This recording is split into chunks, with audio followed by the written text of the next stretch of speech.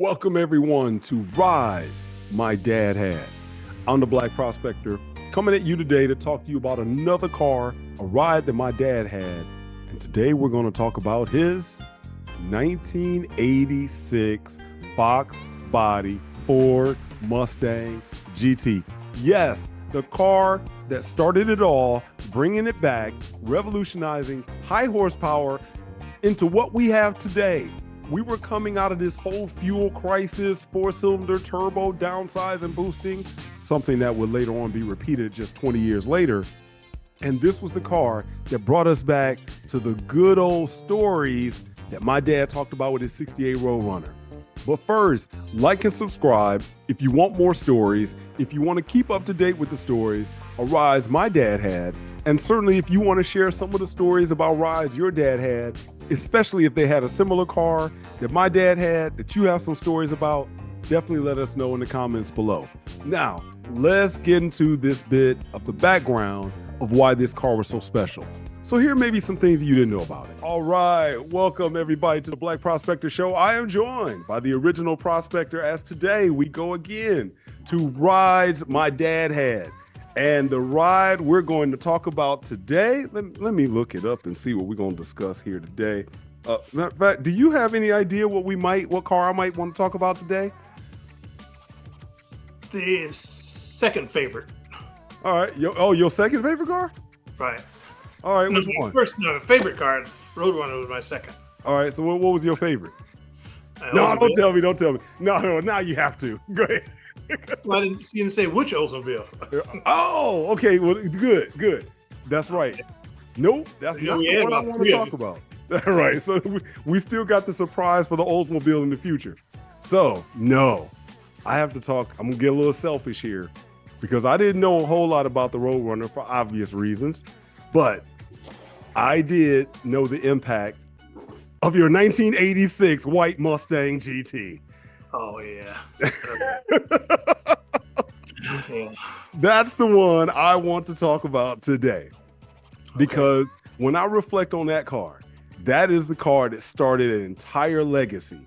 Because you figure it got me into Mustangs. It was the first car I learned how to drive a manual on.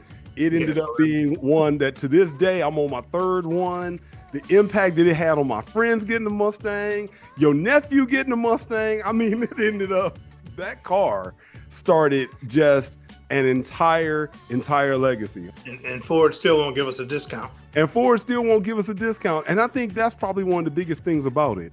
Because to me, as I look now at this legacy with new cars, like your electric vehicles, how many, let's say if somebody's dad has a Tesla Model 3 or Model Y, will they be able to count generations saying, I got that car because of my father having one? Maybe I'm wrong. Maybe there's some 18-year-old, or at that time when you got that car, I was 16. Maybe it was some 16-year-old kid that's like, oh, I want to get a Tesla like my dad because the screen was this big. Mm-hmm. But I can't imagine. For me, it was the sound of that car, rowing the gears, and that was a return to the muscle car era, really.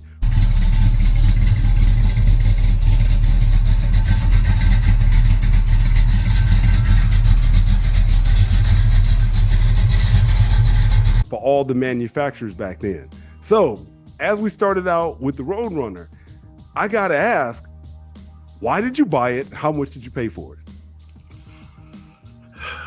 Remember guys next door, their friends used to come by with an 82 Mustang and burn rubber in the street, a red one. That's when they first got back popular, other than that little dinky thing they had in 79 or something like that. Yeah, the Pinto body style. Yeah, the Mustang too. Yeah, so then they came up with an 82 Mustang, and he always, to me, he was kind of quick. I always wanted one, but then I got a chance to get one. And so I got one. I don't remember how much it cost. I couldn't even tell you that. You just really wanted it bad. Yeah, I can't remember. I really can't remember how much it cost. So I know what I should have bought instead of the Mustang. All right. Well, actually, okay. So that was going to be my next question. What did you consider? So I imagine the car that you should have bought, you probably considered buying. Well, I didn't consider it because I didn't think anything of it. But Grand National, I never thought. I thought it was a little 6-cylinder Buick until I raced one, and he went by me. We gonna get to that later. Yeah, so that's why I said, "Oh, I should have bought one of those."